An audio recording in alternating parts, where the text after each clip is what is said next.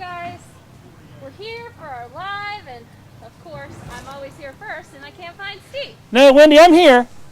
Where? I'm over here. I'm in this bush. I'm looking. I'm kind of using it as a blind to see our animals, But and I'm looking for some Wi-Fi. You're silly. I'm having a tough time finding some Wi-Fi. Yeah, we have a lot of time with Wi-Fi around here. So I'm gonna come out of the bush. Hey guys, how's everybody doing today? Steve, Wendy behind the camera, Hi, Zoo everyone. Adventures. Hope you guys are doing great. So yeah, we're over at the elephant habitat, which is really exciting. I'm going to share some cool stuff with you. We do want to tell you that we wanted to bring them to you live, but the Wi-Fi again is a little bit spotty, so bear with us. And if somebody says something, do us a huge favor and tell them, hey, they know the Wi-Fi is not great, but they wanted to show us something really cool. So we're hoping to have everything done really, really well. We have the Wi-Fi. We do have we have the equipment, but we're trying to make it all work. And look who's here. We have Nancy's here. Yay! I don't know why she's here. Because we need professional help. Oh, that's right. I forgot. I should say professional zookeeper help, because So this is Keeper Nancy. Keeper Nancy, who are you? Keeper Nancy, you just said. Oh, that's right. I forgot. See? Every once in a while I get a little ahead of myself. No, silly. What do you do at the zoo? So I'm actually the elephant manager here. Oh, at the no North kidding. Carolina Zoo. Yep. That's a cool title. Oh yeah, it's very fancy. I have my own business cards. Do you? Yeah. wow. Yeah. Moving up in the world. I want a business card. You have them, Steve. They're in your desk. Oh, yeah. Yeah. I forgot. I don't use them enough. So, elephant manager. Yes. What does an elephant manager do? It's a really good question. Thanks. So I'm proud of myself. I'm very proud of you too. You should be. So basically, my job as the elephant manager is to oversee all thing elephant. Okay. Between the health and safety of the team, as well as the elephants, and then any communication that happens between upper management, our curator staff, our veterinary staff, all kind of gets funneled through me. So I'm what they call a middle manager. So I'm actually in between frontline staff, which are your keeper staff, and then the upper management, the vets, and so you're kind of like a funnel. Yes. For the information going both directions. Yep. Exactly. Gotcha. That's kind of neat, though. It's gives you an opportunity to kind of see both sides of the picture sometimes. Oh, absolutely. And I've gotten to do a lot of cool stuff that I didn't necessarily get to do as a keeper, but going to different what do you call them? Professional opportunities. That thing, yeah. So, so different conferences and stuff like that. Workshops. There's actually a whole elephant manager association. In AZA? Mm-hmm. Oh, no kidding. So I actually got to go last year to that. Okay, cool. Meet with other elephant professionals and other elephant managers and talk all things elephant. So you get to learn from people who are already doing it and share what we do as well. Absolutely. That's cool. So we've been lucky. The elephants are coming up, guys. So they're on their way up. So they're going through the gate. Remember when those of you that were here when we did the training area? That was Keeper Nancy as well. And who else was with us that day? Deb. Keeper Deb was with us that day. Thank you. Mm-hmm. So they're coming up through that transfer. Wendy can show you a little bit what's going on over there. And they're all interested in Cesar. Cesar came out not too long ago, so Tonga and Batir were waiting on him. Okay. Saying hi to their boyfriend, and so now they're all migrating up this way. And Cesar's a little older. He's like 46-ish? He's 46. Is that right? 45, yep. 46? 46? So he's the old man of the group, right? Yeah. So they're kind of waiting. He's my age. Don't call him old. So he's really the old guy. No, I can't say I'm a little older than that. I got to be careful how I go here. You guys are old. Wow. Keeper Nancy. Come on. So they're all kind of congregating down there and hanging out a little bit. Yeah, and then they'll make their way up here, probably get some hay and everything like that. Okay. But Cesar's a hot commodity when he's out here with his ladies. Oh, they like nice. hanging out. So. That's cool. Well, on their way up, I would like to kind of put you on the spot a little bit. Absolutely. You're taking care of these amazing animals. Mm-hmm. What's in it for you? Why do you do it? That's actually a really good question, and depending on who you talk to, everybody kind of does it for their own reasons. Okay. But, I mean, the biggest thing for me is I get to build a relationship with an endangered species, and not many people can say that. So my job is to make these guys, their lives, as grand as possible. Wow. So all thing elephant, hanging out with them, giving them their tongue rubs, making sure that they have all the food they need, all the different things that they need to thrive while they're here at the North Carolina Zoo. Oh, I love that. I love the way you said that you're working with this endangered species and making their lives as perfect as you can at the North Carolina Zoo. And I love the word thrive. I mean, they look magnificent, Nancy. Oh yeah, they're great, and they have a great herd dynamic. Yeah. They actually live in what's known as a matriarchal matrilineal society, so that's just a really Those are two really big words. Really big scientific words that basically mean they're female dominated. Okay. So we actually have a matriarch of the herd. She's hiding behind the tree right now, Rafiki, and she's the leader of the group. You would think that the males would but again, they live in that female dominated society. Yeah. So the males are just kind of around for breeding and socializing, and then they peace out. They don't typically stay in a herd long term. So the males are kind of solitary?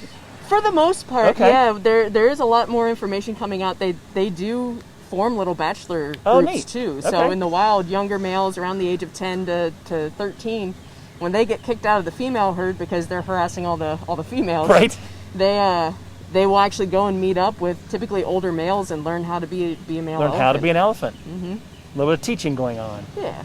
So I'm going to assume this is Cesar. This is Cesar, yep. And he's actually the oldest African elephant male in North America. Oh, no, wait a minute. Say that again.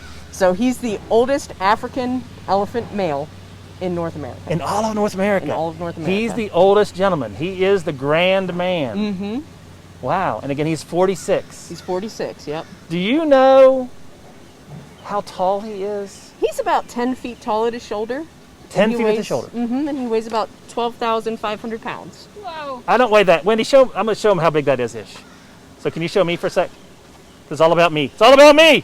Just kidding. This is the Steve show. It's not Zoo Adventures. That's right. Today's Zoo Adventures. Today's not. 6'3", a little over 8 feet. 2 more feet above that.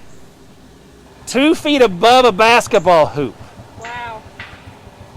That is so I'm just tall. loving him using his tusk right now as basically like a storage. It's a shopping cart. Shopping Oh, cart, yeah. yeah. We like to say that they pack their lunches when they stick it in their Pack tusks. their lunches. I am loving this right now. And may we get who's in front of us? That's Batir, is digging around in the tire, and then her mother, Tonga, is right behind her. Her mom. Her mom, yep. How cool is that? So Batir, closer to us, is the baby. She's the baby We'll at say 18 years old. At 18 years old. There you go. And then Mom Tonga is behind her. Mm-hmm. Do they have any favorite foods? No, wait. Hey guys, digital team. What's your favorite food? If you had a treat, what would that treat be? What's that favorite food that's going to motivate you to do something amazing? I know what Steve's is. Do you? Pizza. Oh, That's a good one. we've been together way too long. We've worked and been friends for a very long time. Oh. So as you guys are telling us your favorite foods, somebody is splashing some water on. It looks like Tonga. Mm-hmm. Splashing some water on her. Splash. So we'll come back to the favorite foods in a second because I know there's 2 animals that you shared with us. I think it's really cool what their favorite foods are. Yeah. So go ahead. Tonga's favorite food is celery. She loves celery. I love it. Celery. Of all the things in all right? of the world, of the vegetable world. You pick celery, which is really water in a tube. Listen, she's just trying to keep her womanly figure at 42 years old. She's got to be looking good for the boys, you know? That's awesome. And we know why they're doing that. We've learned from you before, and we talked about it at Rhino. We kind of saw the same thing. We actually saw the same thing at Bison, Nancy. They kind of did the same thing at Bison. They're going to get that water on them. This is so cool. And then they're going to splash like mud and dirt on them. And you guys know why they're doing that. Digital guests. They're splashing that mud and dirt on them to keep themselves cool, That's awesome. to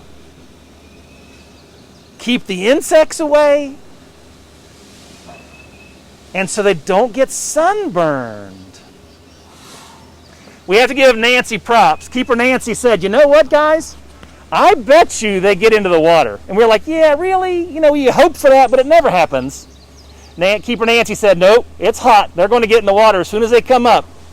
I think you know your animals, Nancy. A little bit, especially on a hot day like this. I mean, this pool right here is one of their favorite places to be. Yeah. It makes that big circle so everybody can get in and wander around. She's gone. How deep is it in the middle? Yeah. It's about 9 feet in the middle. But what's really cool about elephants is that they can actually control their buoyancy. They can physically swim. Yeah, that's amazing. And then they use that trunk like a snorkel. Like a snorkel, I've heard that. I'd love to see it. It's adorable because it's just like Cesar, every once in a while, he'll actually lay down and take a nap in the pool. Oh, no kidding. And all you'll see is the side of his head and his trunk laying on his head like a little periscope. And he's just, he'll be sleeping for a while. You got two in a wallow over there. Oh, yeah. They're actually, that's like a mud wallow, more of a mud wallow, right? It's a mud wallow, yeah. So they throw stuff on How him for cool a is lot this, of different guys? reasons. That mud right there, that's more of the sunscreen, the insect repellent, and everything like that.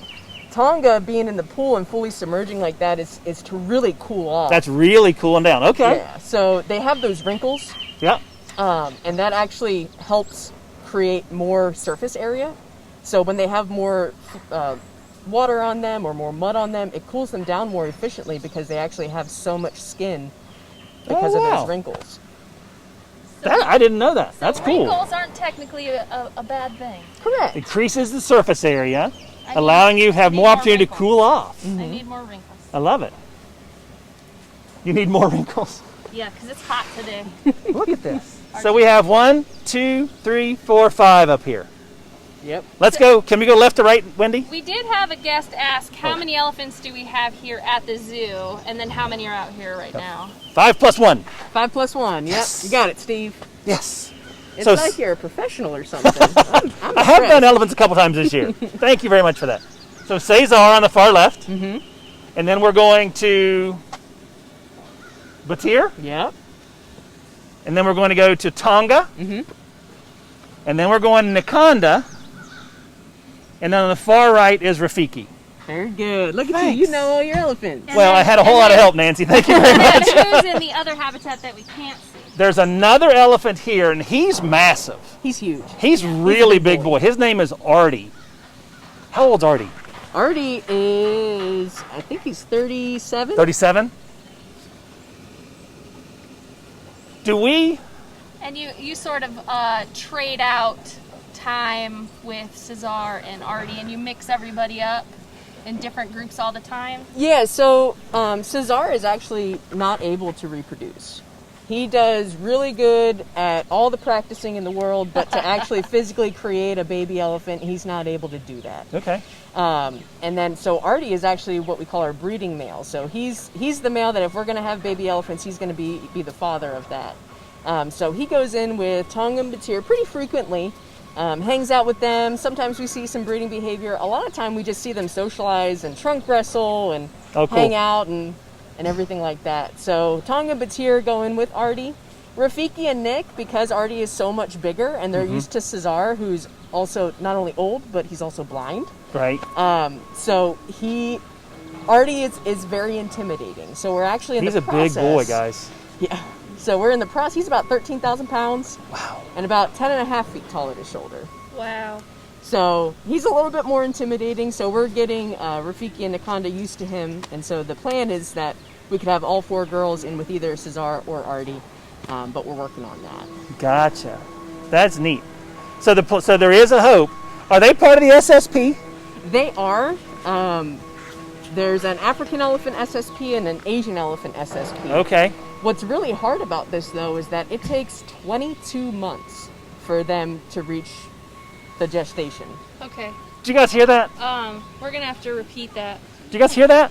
We're gonna have to repeat that number because that's insane. So an elephant is pregnant. A female elephant is pregnant for a little longer than a human. Just a little bit.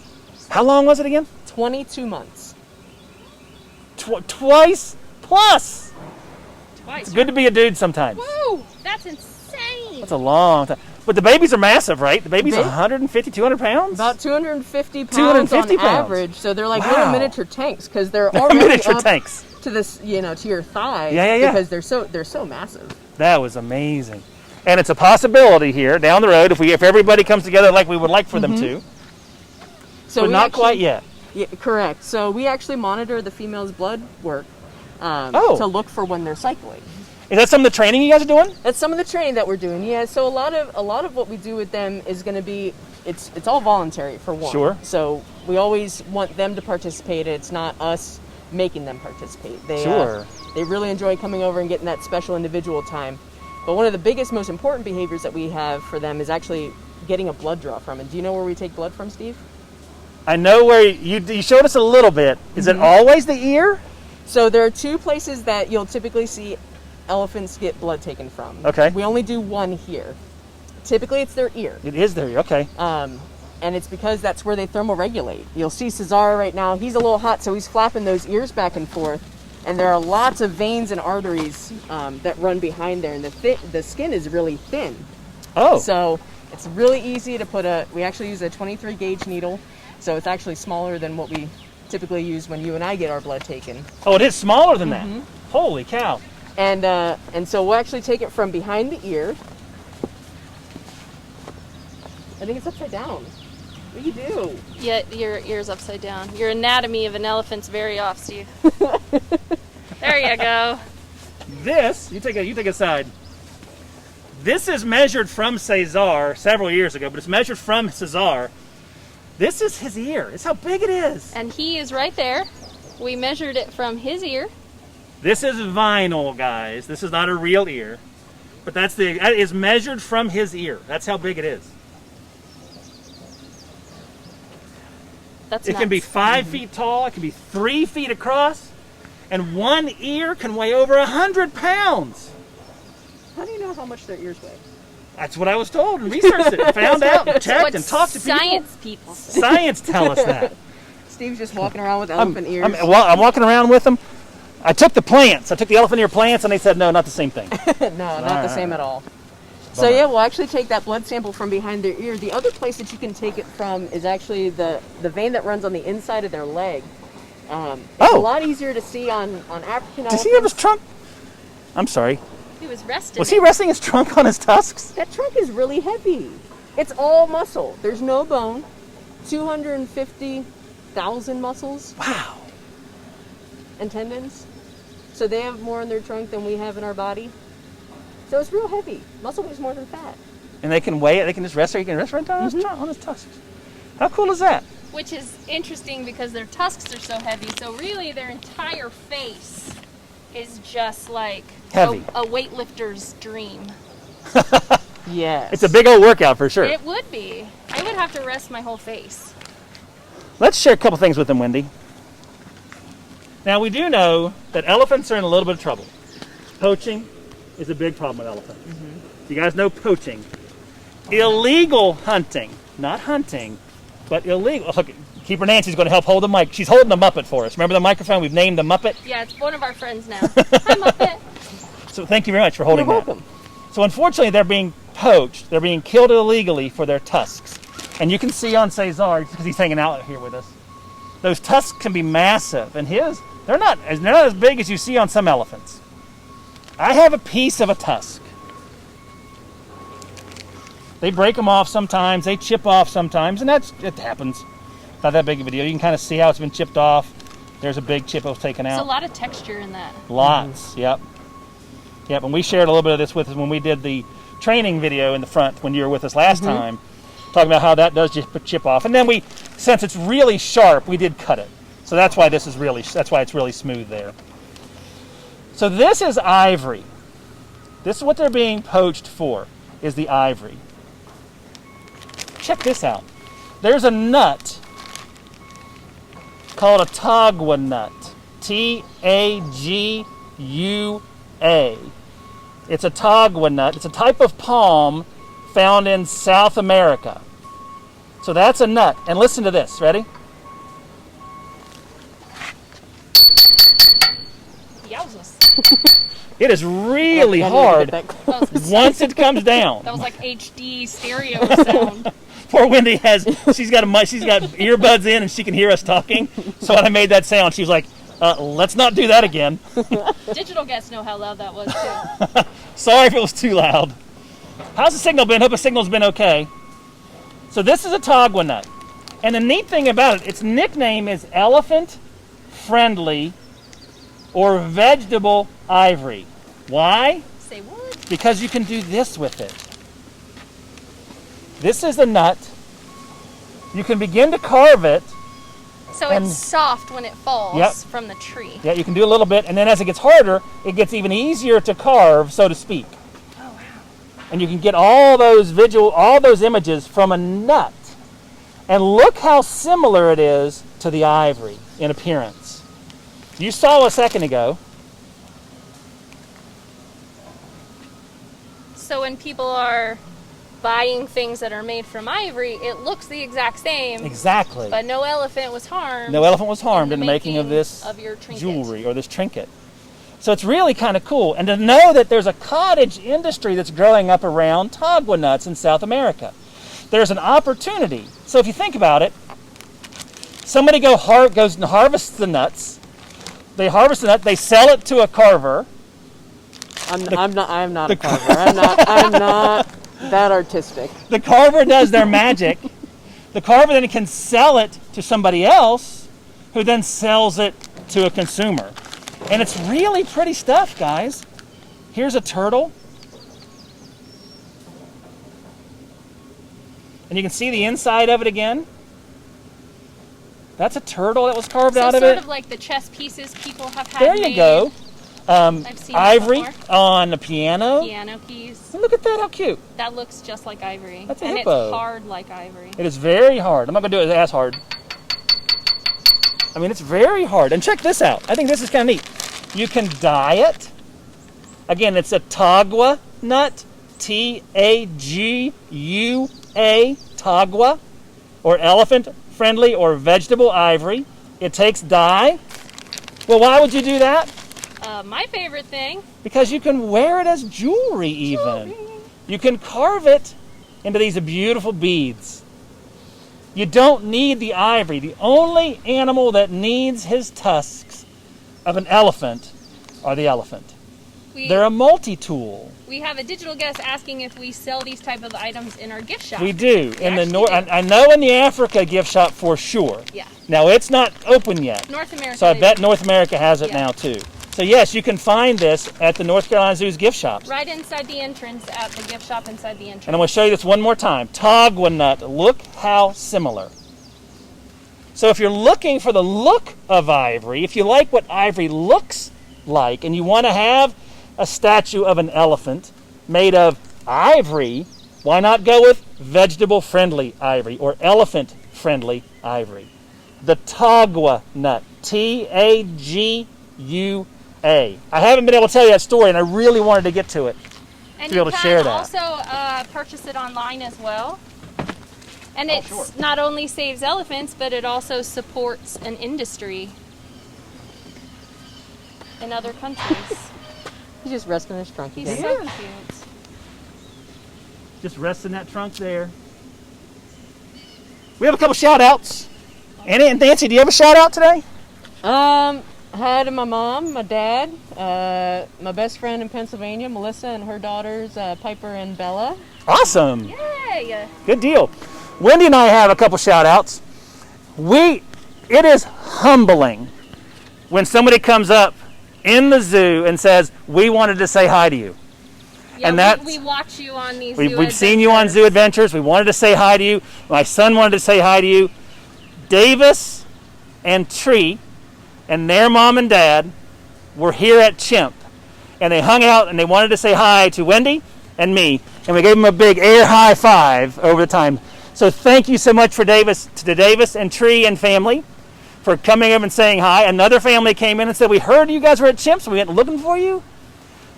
Wow. That was wonderful to meet them. It's touching that you guys would do that. Another family we have to do a shout out to. We met them yesterday and they made quite an impression. They did. They were an amazing family. They were a big family. It's the Gonzo family. Gonzo family. So hi. Told you. We told you we'd give you a shout out. They met us. We were testing the Wi-Fi. We try to do it all the time.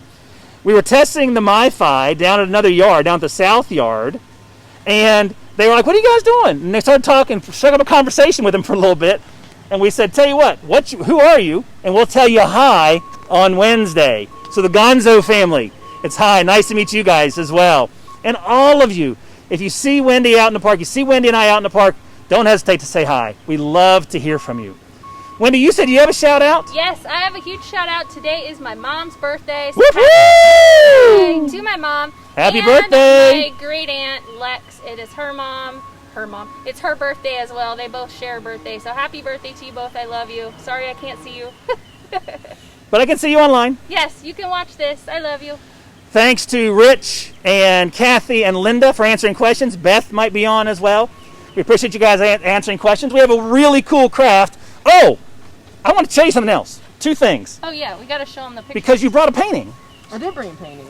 Elephants, one of the things that they do, well, you tell them. Why do elephants do this? So, yeah, elephants, they have that wonderful trunk, you know, it Yeah. has all those muscles and tendons inside of it. And one of the training behaviors that we do is actually paint with them. So we How give them cool a is that? paintbrush. So this was actually done by Rafiki. And so she did a lot of those nice brush strokes. And then we do this really fun thing called spray painting. Well, yeah, I've heard that before. Yes, but have you ever done it with an elephant trunk? No. So it's actually really cool the way that they do it. We use... They don't No, we don't... They do the... with but what? with a PVC pipe. I think Oh, no kidding. So use a PVC Seriously? pipe. And we I thought put you were kidding. Nope, and they grab it with their trunk Yep. and they exhale real big and then they spray the painting, or they spray the canvas with all the paint. So that's what all the little it's, so stickers are. cool. it's like schnating. Yes. They There's a little bit schnatz of paint. Snot? Yes, there's a lot of snot involved. We usually get very, very dirty. This is just mud, but I mean, my belt is covered in paint. Oh, I'm sure. I have like 3 or 4 shirts that I really can't wear because they're just covered in elephant paint. So it's a really messy process, but they love it. They a form of love to do enrichment. this. A form of enrichment. And it is non-toxic paint for viewers at home. Correct. Use it with your kids, so if they accidentally eat it or get it in their mouth, they're fine. Does anybody have any animal art at home? Ooh, I Do any of our digital guests? All 3 of us are raising our hands. I have a very first painting ever done by a red-tailed hawk. I have a hawk. I have one of Braveheart's very first paintings. Oh, that's cool. So yeah, that's kind of neat. Yeah, so it's enriching. Yeah, and they do everything with that trunk. So from painting to eating to spraying themselves with water. Yeah, we saw that was so much fun. You you guys, know if how you, much if you water? tuned in late, go back and check it out. It's awesome to see. Tonga was in the water, laying in the water, spraying herself. Do you know how much water they can hold in their trunk? Can anybody help me with that one? I'm listening. Oh, this only goes one way. No, I don't. How much water can they hold in the trunk? They can actually hold about 2 to 3 gallons of water in their trunk at a time. 2 to 3 gallons? Yep, so you think of those big milk jugs that you can buy at the supermarket. They can hold 2 to 3 of those in their trunk with no In problem their at all. trunk. Because I do know that the trunk it's not a straw. Correct. It's like a nose and upper lip. Correct. Yeah, nose and upper lip. So they can't drink through it. Correct. So they pull the water up into it. I didn't know 2.5, 3 gallons and spit it in the mouth. I'm gonna Right. come over here. I think the Wi-Fi might be there. Oh, we can get a little closer to you. Oh, I just have 2 more pictures I want to share. Thank you for showing that. I think these pictures are so cool, aren't they? Aren't those cool? Yeah. Aren't those neat pictures? What do you guys think? You gotta share, Steve. There's like the 2 of you and then Yep. like 300 or 400 people here. So I think we gotta share? sort of Okay. matter over here too. All right, we'll share. The closest living terrestrial or land-based animal that's related to an elephant is a hyrax. How big is a hyrax? Huge, right? No, you'd think. Not huge? Disconnected. Oh, sorry guys. Come over here. Oh, Sorry, we disconnected for a minute. are we back? Yeah, we're back. Whew. What were we talking about? The closest living relative to an elephant is... A manatee. Oh wait, you said the hyrax. Don't confuse them. What? This is it. These are the closest living relatives to the elephant. The hyrax living on land. Oops, sorry. The hyrax living on land. You can see 2 little tusks in there. I know, that's just crazy. And then the manatee is the closest living relative. And these guys live in the water. These are marine mammals. I did not know the manatee. I knew the hyrax. I did not know the manatee. Yeah, neat. So I think it's kind of neat to share kind of go a little behind the scenes-ish with them. Oh, absolutely. Which is kind of fun. All right, guys. And then we got, the craft. Nancy, you have a job to do. Is it the whole thing? It's the purple. That's it. Bring it on over here. This is the craft. Nice job, Nikki. Check it out. It's an action Thank you very much craft. for grabbing You're it. going to have to take your mask off. Go ahead and take your mask off. All right. Straw, elephant, googly eyes. That's great. Yeah, you gotta trumpet at the same time, Steve. You gotta make the noise. There you go. There you go. I like it. Great job, Nikki. That's so much fun, Nikki. Thank you very, very much. And you can find that on our Facebook page. Adventures in Education. Thank you guys so much for tuning in today. Keeper Nancy, thank you for being here. Oh, absolutely. We truly appreciate you hanging out with us today, sharing some of the kind of the behind the scenes and why you kind of get into it too. I thought that was kind of neat. The only other thing I wanted to share is Cesar's favorite food. You talked about favorite food for these guys. Remember, you guys gave us some. Remember, the donation button is active. If you guys want to hit the donation button, that would be fantastic. We'd love for you to do that. It would buy a lot. Maybe you can help us buy Cesar's favorite food. You think that it's vegetables, right? Because their diet at the zoo. We'll do a diet real quick. The diet at the zoo is hay. It's a bunch of hay. They Yeah. eat over 200 pounds of food per day per Wow, elephant. 200 pounds. So we go through hay, we go through carrots and sweet potatoes, apples, bananas, celery, honeydew melons, all that good stuff. Browse, the Right. fresh foliage. We live in the middle of the woods, so we Take can advantage grab of that. so much. Remember the browse. We talked about browse before, And then sometimes they get special treats. right? This is amazing to me. Nancy was kind enough to share this with us. So again, hit that donation button to help us get some. Peppermints. Did you hear that? Like peppermint at end of dinner. Yeah. Red and white striped peppermint. Peppermints. Oh my god, That's one of so Cesar's cool. favorite foods. So hit that donation button. Help us out with peppermint. Buy a bag of peppermints. And then you said Tonga was Tonga loves celery. celery. That's she doesn't crazy. need peanut butter. She doesn't need, raisins. She's like No pizza. celery all the way. I guess they don't eat pizza. Yeah, they don't eat pizza. They don't eat pizza. That's a Steve thing. What's your favorite food, Nancy, before we go? Oh, ice cream. Ice cream, Wendy?